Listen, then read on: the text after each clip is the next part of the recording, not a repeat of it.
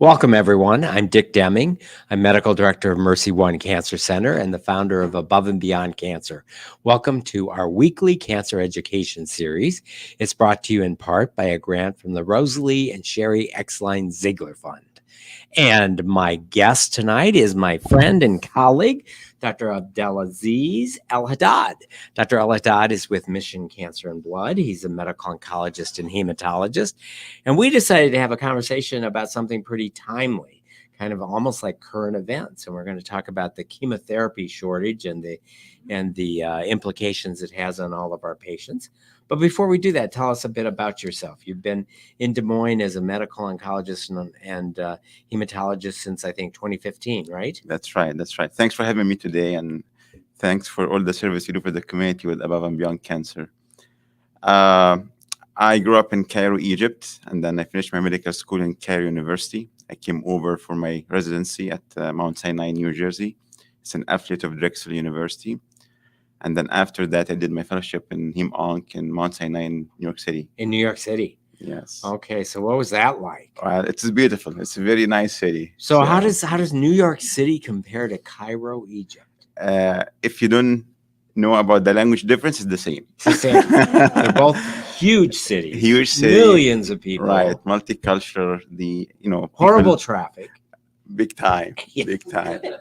But they are very beautiful. Everything is there. You can walk to anything, any time of the day. You can get everything you want. You meet people from everywhere, all walks of life. So it's very alive and very rich city. And I know you're married and have children.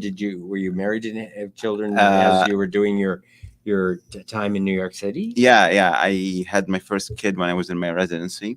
Okay. So they didn't come with me to New York City. They stayed in New Jersey.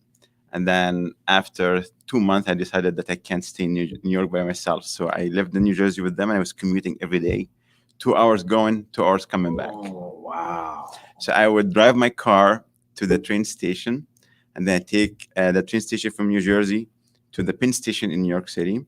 And then I would come off, take the subway, and then I would come off the subway, walk 2 blocks.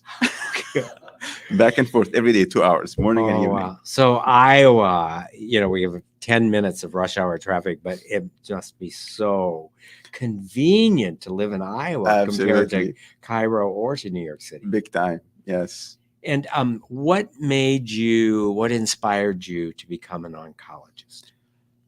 To become an oncologist, that was during my training. So you spend 2 months in each subspecialty. When you're doing your internal medicine residency. Correct. So when you came here and studied internal medicine, you didn't necessarily know at that time you wanted to do oncology. Right. I was pretty much open for anything, general practice, whatever I get. Then you do training a couple of months in each subspecialty. So I did cardiology, GI, everything. Hem-Onc is unique. You have this very long-term relationship between the patient and the doctor. The patient and the family are very vulnerable, and the oncologists have a real impact on the whole family's life. True impact, and I haven't seen any impact in any other field, and you can attest to that, because it's very similar, Red Onc from Hem-Onc. So I was really taken back by this deep relationship between the patient, family, and the doctor, and the impact that they have on the patient and their family, easing their suffering, prolonging their life, even curing them from the cancer. And then every conversation, half of it medicine, half of it about the family and events and what happened, and always gifts and cards going back and forth. So once I saw that, I said, this is where I want to be. Yes.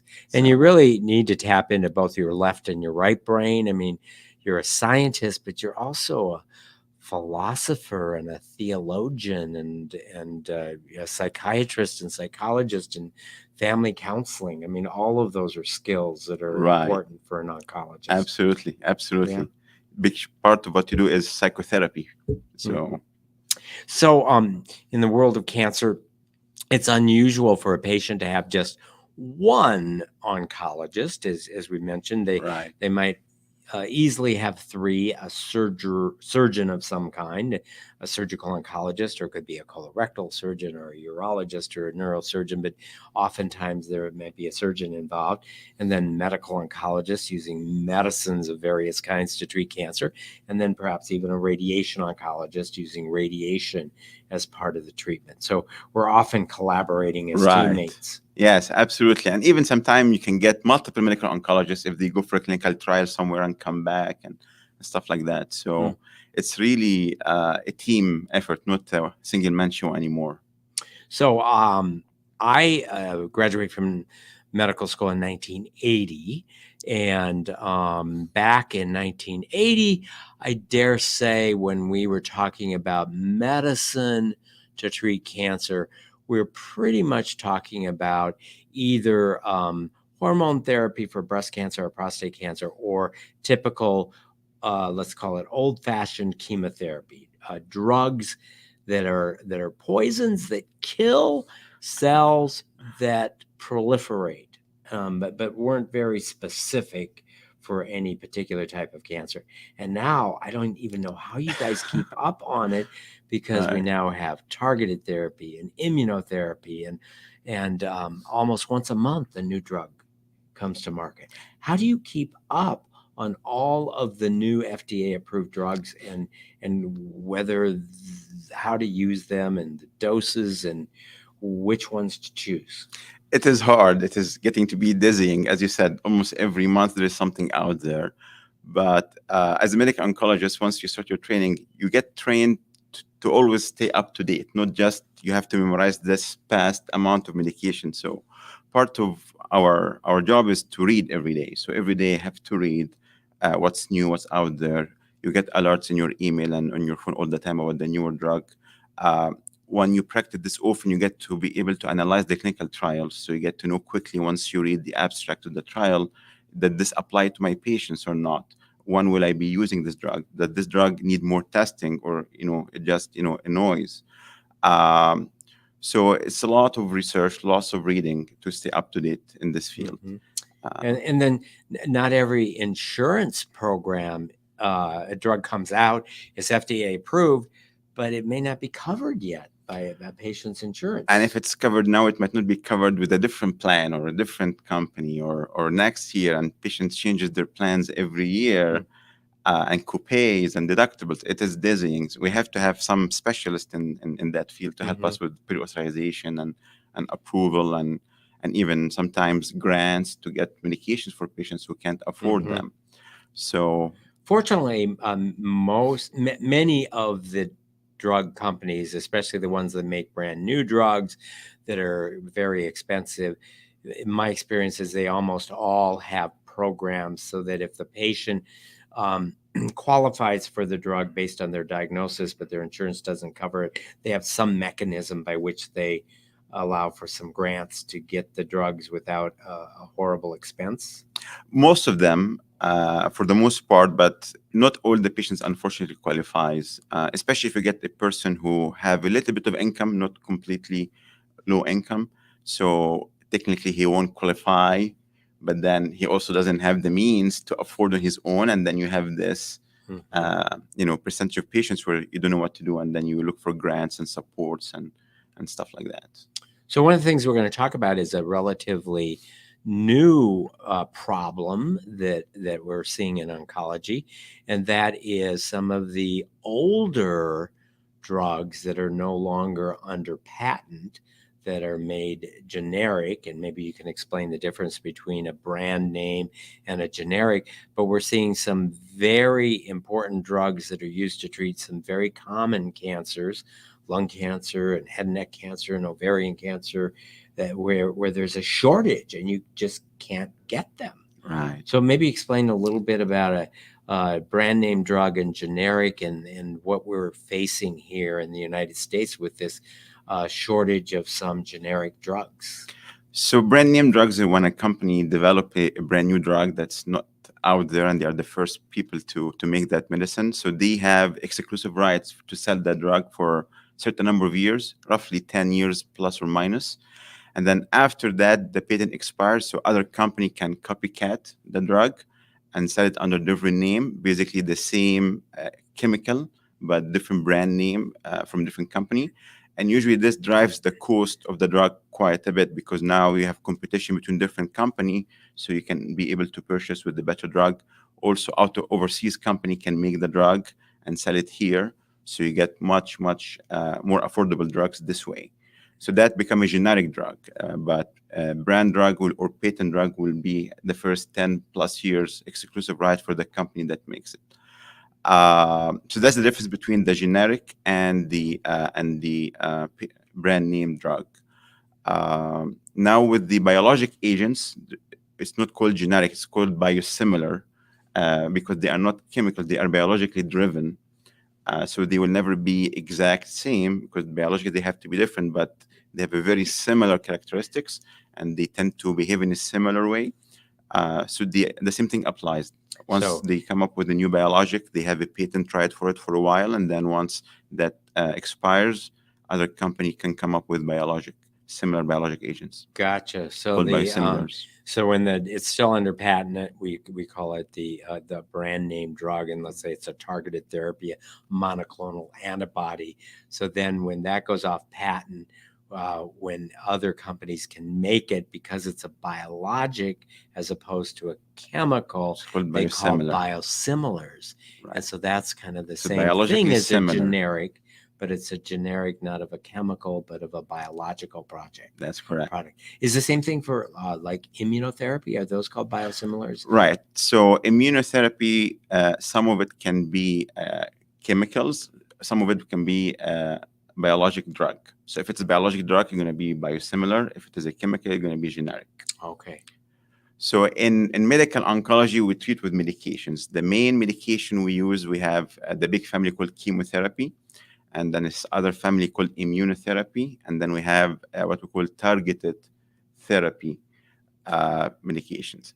Chemotherapy have the bad stigma that you mentioned about chemicals and poisons and whatnot, which I want to push back against that, because this is the conception that we get from everybody coming to our office, that I don't want those poisons in my body. Many of the chemo drugs are actually driven from plants, from fungi, from bacteria, from natural metals, not necessarily poison designed to kill someone.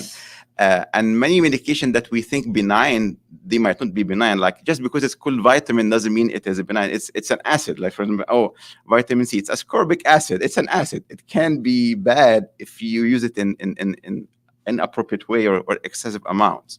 So what matter is not the name. What matter is what exactly is behind the name. So many of the chemotherapy, they are called chemotherapy, but they are not necessarily poisons or toxins or not. But they are certainly designed to interrupt the DNA replication of the cancer cells. Generally speaking, they target the fast-growing cells, and the cancer cells tend to be the most fast-growing cells. And then by virtue of doing this, they interrupt some of the normal cells as well. And that's when you get the side effects. Side effects can be from any drug, even not chemo, like antibiotics can have bad side effects. Tylenol can have bad side effects. But we don't look at Tylenol as a chemotherapy, even though it's a chemical and it's a therapy, right? So chemotherapy have a bad stigma, but they are not necessarily bad by themselves. Immunotherapy are drugs trying to recruit your immune system to fight the cancer for you. The cancer have a mechanism of evading our immune system. So think of it as if it turned the switch off, so now your immune cells doesn't see it. If your immune cells in your body see any foreign body, it goes after it, attack it, get rid of it. So the cancers turn off that switch. Your immune system doesn't see it, even though it's in the same room with it, and it doesn't attack it. The immunotherapy basically turned back that switch. So now your own immune cells can see the cancer, they go after it, attack it. And if that worked, that's better than any drug we can give. Yeah, that's really been just, I think, a revolutionary change. Absolutely. I mean, you've got patients with incurable cancer who can be on immunotherapy for years and years. Yes. And, you know, it's given us this paradigm. You don't have to eradicate every cancer cell. You just need to keep it under control. Right. Keep it in check. I mean, look at like Jimmy Carter. I mean, neither, you know, I treated Jimmy, but he's like 96 and been on immunotherapy for an incurable stage 4 melanoma for, I don't know, almost a decade. It's incredible. Absolutely. Right. And we're seeing more and more like that. Yes. So you mentioned the traditional chemotherapy that primarily targets cells that are replicating more quickly. You talked about the immunotherapy. Talk a little bit about this class we call targeted therapy. So as we learn more about cancers, now we look for different mutations and different alteration in the cancer cells. So we started to find that there are some mutations that will lead to excess secretion of certain proteins or will upregulate a pathway that make the cancer grow faster or spread earlier or faster. So now we designed some medication that can target that process. So it target that excess protein, so get linked to it, so it doesn't do the job or the sequence of job that happens. So instead of just blindly go and try to destroy any replicating DNA, you're just targeting this particular pathway or this particular protein. So it's called targeted therapy.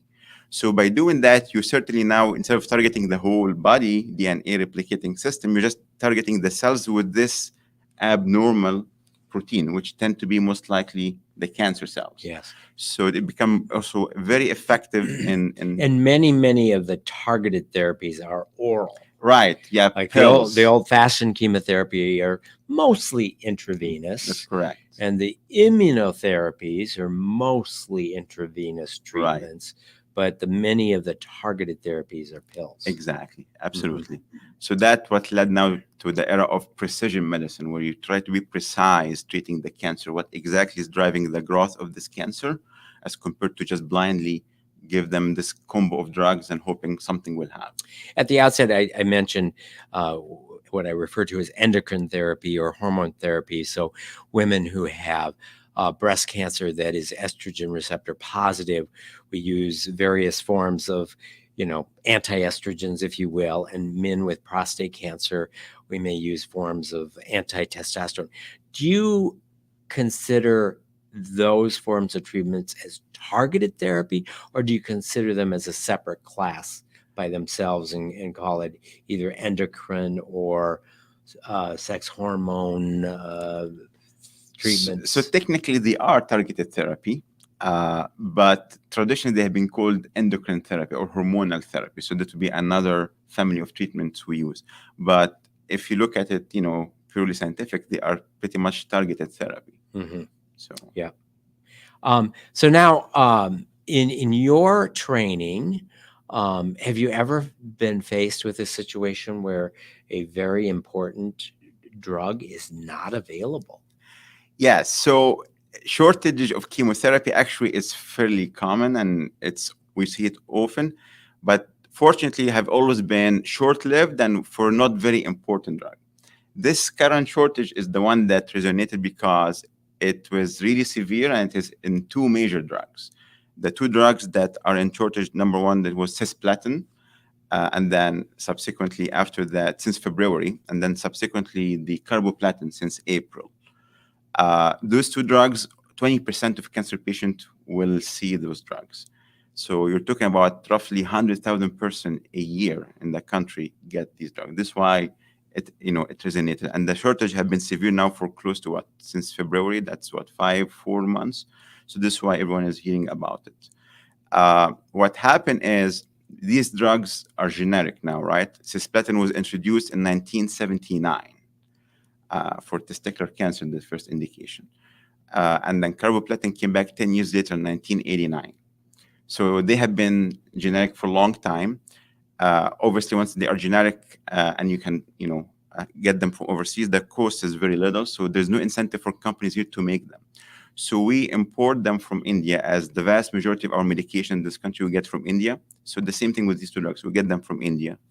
So what happened is in December, the FDA flagged one of the major supplier and manufacturer of this drug that they have very serious quality control problems. A quality control problem. That was in December. So that led to them in February to stop producing this medicine until they fix the problem. So what happened is this was a major supplier. So there's huge drop in the supply. So that's what led to the big shortage of the cisplatin. And then many of us were able to substitute to carboplatin, which can be not in all cancer, but in some indication we can. So soon enough, 2 months later, it became also in short supply because of the huge extra demand on it. So we are left with these two drugs in short supply. And then we are trying to rationalize how to use the drugs. And The FDA was trying to negotiate with some suppliers from China to give us some cisplatin, even though it's not FDA approved, but supposedly it is of good quality and high standards. So I think we are in that process right now. And then hopefully the manufacturer in India is going to be up and running soon. And the last thing I heard is that hopefully by the end of July, we should have the supply back up as it was before, and hopefully soon the shortage will go away.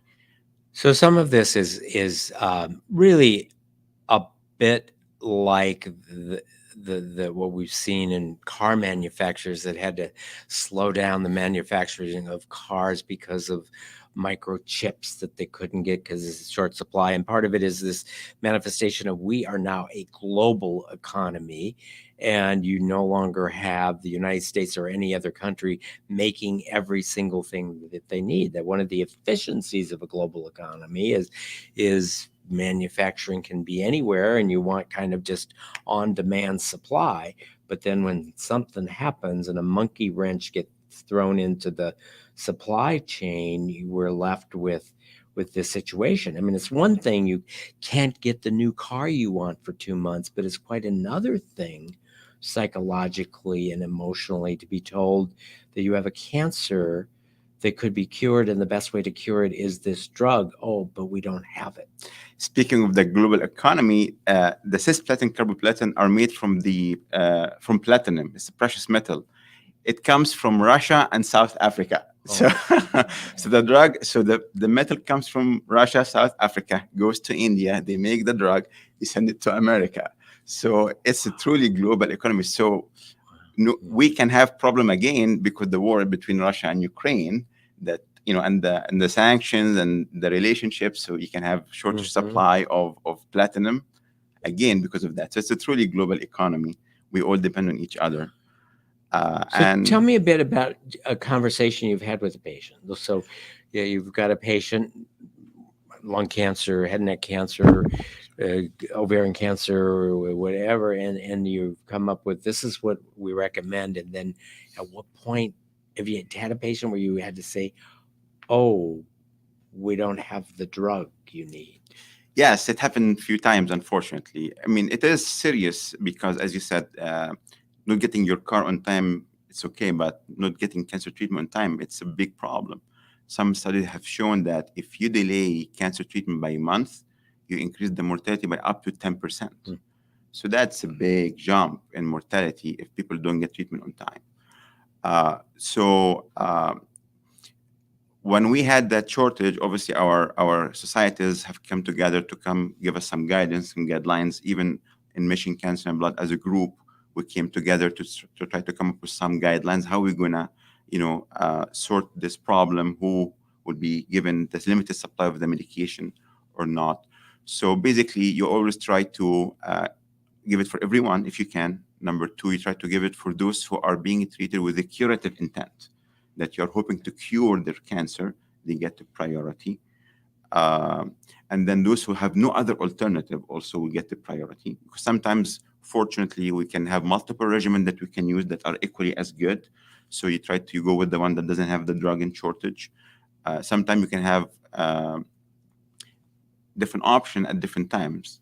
But if you have a patient who has to be cured and this is his main treatment, you try to prioritize that. So my conversation with the patient was that we are in some difficult times, and we might be able to start, we might not be able to finish the same regimen. We will do our best to get the drug if we can. If we can't, we'll do our best to get the second best option out there for you. And then we just, most of people understand it's nothing in our hands, and they would agree. They are not happy about it, but they would agree. And then I had to change treatments for multiple patients because we just don't have the drug. So I did just that. So we either sometimes give them smaller dose. Sometimes you can space out the treatment instead of every week or every 3 weeks. You space it out instead of the full dose. Maybe 75% of the dose would do it. Sometimes I substitute drugs with other options that might be equivalent or maybe not as good if it wasn't big difference, or if we have radiation on board that will take care of the of the situation. Sometimes we change the order of treatment. As you know, sometimes we have to do treatment, surgery, radiation, right? So sometimes we'll say, all right, go for surgery up front, and then we will do afterwards. Maybe at that time we'll have the drug available. So we've done those. Every oncologist, I'm sure, have went through these kind of conversations and these kind of changes. Mhm. Uh, So what's it like emotionally for you to have to, in addition to the normal stresses of helping patients on this journey, to have to now deal with this as well? it is hard because the patients trust us big deal, and they whatever we say is just they do. So it puts extra burden on you because it's not like, oh, it's his problem, I'm going to give him the and he will take care of it. He's like, whatever you say, doc, I trust you. So this put great deal of pressure on you that you Mhm. really have to think hard, because this person trusts his life, literally his life, his family's, well-being in your hands. So Mhm. it's extra stress, it's extra burden, but we are in this job because we have passion to it. So we love what we do, we have passion to it, so we enjoy it. And it's very rewarding. And patients sense that you are keen, that you care. Mhm. And you just, the thank you, the hug, the smile that you get from them, it just makes it all worth it, really. And do you see that, have you already experienced that it's getting easier to get the drugs, or are we still in that really critical time right now? Still, we are in the critical time. Every week we get a limited supply, and then we have to rationalize which patients we will give this week, which patient we will not, and change to different regimens. We haven't gotten any big supply yet. So, but we were being promised, hopefully. Is part of the shortage then, I mean, it's kind of like this artificial shortage of toilet paper that happens when COVID happens, is that everybody buys a whole bunch more than they need? Is that happening where oncology practices try to get more than their share so that they have? Yeah, no, it doesn't work like this in oncology. Thank God for that. It doesn't. So yeah, Okay. there are big companies that supply the oncologists with drugs. So basically, they look at your prior purchases and your prior percentage of use, and then they try to give each practice comparable to what they used to do before. So everyone gets a fair share of what they used to Gotcha. So do with prior. cisplatin, for example, you get a certain, you're a very busy practice. You just kind of predict how many patients you're going to be getting.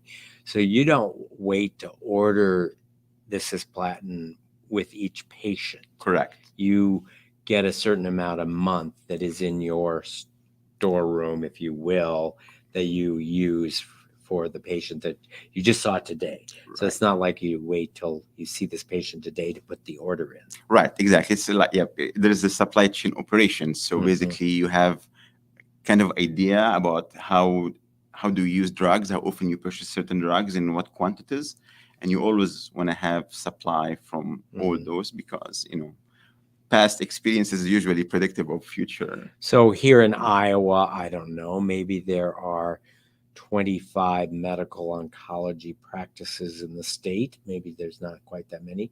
Do you guys call around and try to borrow some? No, not necessarily. We usually, when we're going to get the drug, we call the supplier right away, and usually they attend to us. As you said, we are very big. We serve central to South Iowa, pretty much. So everyone knows that it's very important that we get our fair share of drugs because of the number of patients and the reach that we serve, all the rural places, all the outreach clinics. So usually the supplier is attentive to our needs to the maximum possible. But we do reach out to different practices across the country, not only in Iowa, to see how's everyone practicing, what are they doing. So we always try to do the best thing out there. So we reach out to practices in Texas, in Oklahoma, everywhere in Midwest. How are you guys managing this crisis? What are you doing? And we see if anything we are not doing like them, can we do it here? Or sometimes we give them advice. Well, we have done this and it worked. So that's the good thing about doctors in general, are good people, and they like to serve people. They're not in this business for money or to be rich. They are here to help. So we always share the knowledge and spread the knowledge around, and we try to help each other. So you mentioned a statistic that delaying chemotherapy for a month might reduce the cure rate by 10% or so. In addition to the outcomes in terms of curing patients, is there concern that there will be lawsuits or litigation surrounding the whole shortage and the way that we're managing it? I mean, I don't know. I honestly, I don't think that the cancer patients have the time or brain to do that. They are more focused on just getting the right treatments for them and for the loved ones. And then when they see that you're doing your best, I mean, they are very grateful. Uh, but I think the problem is just bigger than a practice or a patient. I think this is a nationwide problem that such essential drugs is this national security. Shouldn't you be, as a country, as a government, making these medications, supplying them, subsidizing for some pharma company to make them and have profit? I mean, otherwise, you're going to be always, next month we're going to be talking about two different drugs, maybe in rheumatology, and we're going to have the same problem. So something has to happen, in my opinion, nationwide. That what are the essential drugs that we can't afford not to have? How can we make them, manufactured in a more convenient way for us, rather than depending on supplier in India or South Africa or something? So at the beginning of our conversation, we talked about being an oncologist, you need to have the left brain and the right brain. You need to have the science side, but you also need to have this philosophical humanity side. Maybe there are three sides to the coin. Also, you need to have this business sense. So that's a segue to, you shared with me that in addition to being a trained medical oncologist, hematologist, you're also currently enrolled in a graduate program to get your MBA, Masters of Business Administration. That's right. So would your MBA brain be better once you got that honed at helping figure out these supply chain things? Well, this was my last course, supply chain management and problems. So, so certainly, I mean, it's eye opener really to see how things work, and how advanced our system has been. And as you said, it is very interconnected. The whole economy is interconnected, and the global economy is interconnected. So, studying business helps you to run things more efficiently, and help you also to see the bigger picture and appreciate what other people do. Because there is this feeling that, the pharma company, they are bad people, they want to make profit. The hospital, they are. But when you study these kind of things and you see how things are connected and work and what's everyone objective, you can be able to try to align different demands and stakeholders, bring them together to serve a common purpose, so that everyone is a win-win for everyone at the end of the day. So it does help in that perspective. And the MBA program that you're in right now, is it specifically for medical professionals? So it is general, but I do within it a certificate in healthcare management. So I would have both the master's degree in business administration and a certificate in healthcare management as well. Okay. And when you work on projects as part of the grad school degree that you're working on, are you working specifically on medical problems, or is there a kind of a capstone or a thesis or some project where you work together with other students? Yeah, so each class, there has to be a collaborative project, and it depends on the class. Sometimes it's medical related, sometimes it's just business related. So yeah, but each class you have to have a project with your peers in the class, and not all of them are obviously from medical background. Some of the projects have been to analyze some medical businesses and see what they did right, what they did wrong, what was wrong with management, and all these kind of things. And others are just pure business cases, that you study and learn. So I think you're a little over 2/3 of your way through the program. What has surprised you the most about what you've learned in your MBA education? Surprised me the most. I wouldn't say surprised me the most as much as it made me realize how big the problem is or how serious the problem is. So people always talk about healthcare problem system is broken. Do you want to give you an easy answers in a couple sentences? Oh, if the government did this or that, things would be much better. Or if the pharma, but then when you study, it's not that easy. It's not that simple at all. Wouldn't it And be easier to just blow it all up and start over, where you take some very analytic folks who design a system? Because nobody would have ever designed the system we have. I don't think anyone can design the system we have, and I don't think anyone can reverse the system. The system Right. is progressing gradually, but in my opinion, people can say, "Oh, Europe have better system," or "We can have one system for everybody."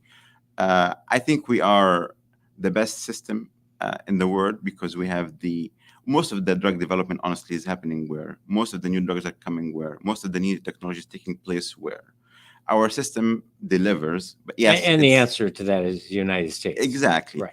Our system delivers. Yes, it can be expensive, it can be little inefficient, but it is because of that, and it keep fixing itself. It have you keep coming with a problem, and it fixes itself and moves on.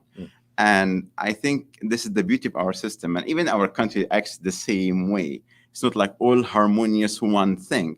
Every place is completely different. You would think, how on earth this state is along with this state in the same country? But that's what makes them great. It's the same thing with the healthcare system. Yes, there's lots of problems, but there's also lots of things to be proud of.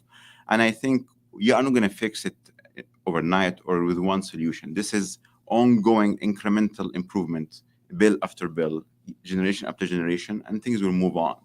So. Well, I know that you have class tonight, so we're going to cut it a little short, but let's turn to some questions and answers. I think we've got maybe 5 or 10 minutes before you have to leave. So let's open up to questions. So if you're watching us live streaming, please put your question into the chat box or the comment box. And for our live studio audience, we'll take questions. My question is, you've got two patients. One weighs 120 pounds. The other one will say 250. And you need this drug for both of them.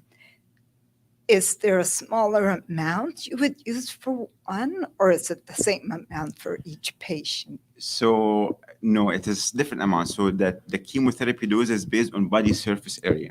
So that will encompass your weight and height. So person with a small frame will get small amount. Person with a big frame will get bigger amount. So now some of the drugs you use are not like that, though, right? Right. Some of the biologic targeted, drugs some are flat dose. Flat dose, regardless of whether you weigh 89 pounds or 250, you would get the same. But I'm hearing you say that these two drugs that are in real short are always prescribed based on body surface size. Area. Yep, absolutely. Yep, body surface area, and also some kidney functions, liver functions, stuff like that. Yeah. So if you could lose 100 pounds, we've got enough drug for you. Absolutely. No, you don't do that. Not to talk too much about politics, but you mentioned the shortage of the drug because of the situation in Ukraine and the fact that the platinum comes from Russia. It may affect it down the line. Right now, Russia and South Africa are the largest two countries in the world that supply the platinum, from which we make the cisplatin carboplatin. So down the line, with what's happening in between Russia and Ukraine and the sanctions we have on Russia and everything, there might be disruption to the supply of the platinum from them. But as we speak, that's not the problem. The problem is the quality control issues that they found in one of the major suppliers in India. There's another platinum drug I've heard about, oxaliplatin. Oxaliplatin. Is there a reason you haven't mentioned that? Is there a reason you haven't mentioned that? So that platinum have a much more limited use in oncology, in cancer treatments, as compared to the other two. And the demand on it is not as much as the other, and the supply is available. So there's no shortage of that kind of platinum, the oxaliplatin. Does the FDA monitor these drug shortage before they close down a plant and look and see, okay, this is how much we've got? where are we going? Are we going to have a shortage like we do have? So the FDA does a great job, really, and we trust them absolutely 100%. And it is them who alerted to this quality control problem in December. I obviously don't know what's the bureaucratic process in there, how good or bad, how efficient it is, or how can they predict the supply chain in other countries? Like how deep is their knowledge and influence in other countries? That I don't know. But it is because of their, I suppose, thorough work that they found the problem and then they took an action. And that's what we want them to do. The other thing we want is we have no shortage, but we're getting faulty drugs. We don't want that. But, it is complicated when you're dealing with supply chain in different country, how much, influence you have. Tim. Wow, thanks for talking about the supply chain thing. My wife and I were just on our watching TV this week, and on PBS they had this big thing about the shortage, and I thought, wow, I didn't know about that. Yes. But tonight after this session, I understand, background of it, and you did a great job in doing that, and Thank you. giving that information out. But my question is that there's the different types of therapies that you can use. And it seems to me by far the therapy to use is the targeted therapy, because it seemed to me there'd be a lot less side effects of it. It'd be more potent. You get the best bang for the buck. And I don't know the availability, if it has availability problems. You might want to mention something about that. But can you expand on that type of therapy here? So yes, so the future is to be obviously more targeted with your medications, and certainly they have been growing indications for targeted therapy, and there have been numerous drugs coming out for targeted therapy. But these things takes lots of time, because any drug, to prove it's doing what you think it will do, you have to show it in a clinical trial, and clinical trial takes a time to recruit, takes time to to analyze, and then to be confident, and then after that you manufacture, and then you supply with the drug.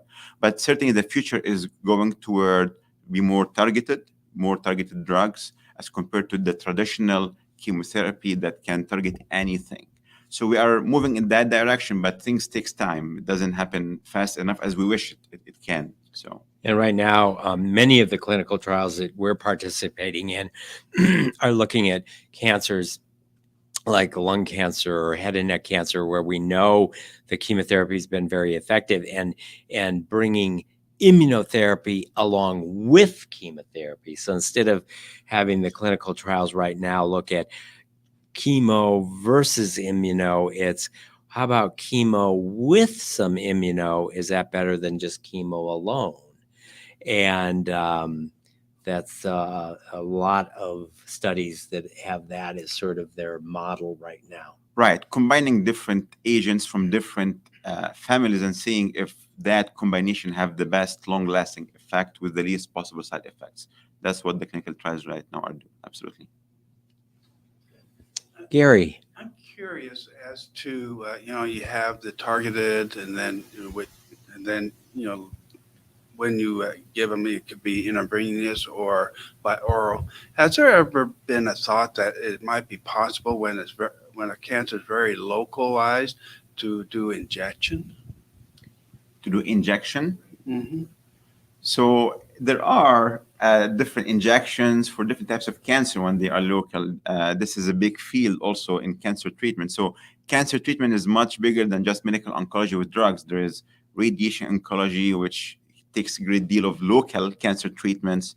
There are surgery, there are other interventional. So as far as medical oncology, there are trials to try to inject some viruses into the local cancers and see if that would eliminate the cancer.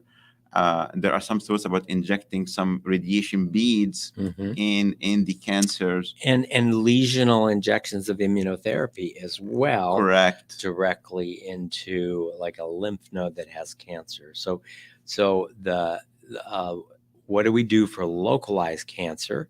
Yes, injection, but that's also probably philosophically the primary treatment for a localized cancer would be surgery or radiation, which is just local, but there are trials of injecting chemotherapy like into a lesion in the liver, or to inject immunotherapy into a localized lymph node with cancer.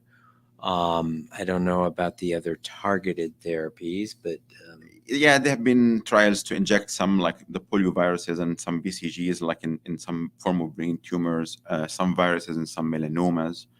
So there have been multiple trials, and there are some progress there, but it's not that common that you get cancers that early, where it's only one local area that you can just inject something and finish it. But there are some cases like that for sure.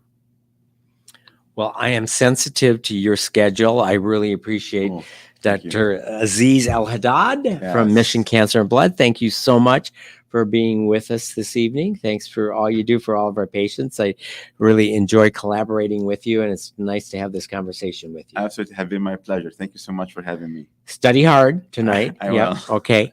All And right. thank all of you for attending. And if you know somebody that would benefit by listening to this program, it will be available on demand beginning tomorrow at the Above and Beyond Cancer YouTube channel and at the Mercy Cancer Center website. Please join us again next week. Thanks, everybody.